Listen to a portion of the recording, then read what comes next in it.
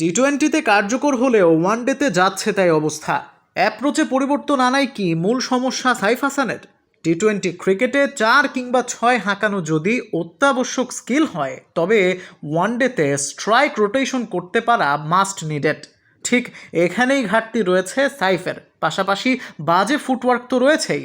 Shorter ফরম্যাটে সেটা খুব একটা এফেক্ট না ফেললেও একদিনের ক্রিকেট তথা ওডিআইতে যে স্কিল সেটে বড় অভাব, সেটা সাইফের শেষ 7 থেকে 8টি ওয়ানডে নক দেখলেই স্পষ্ট হয়।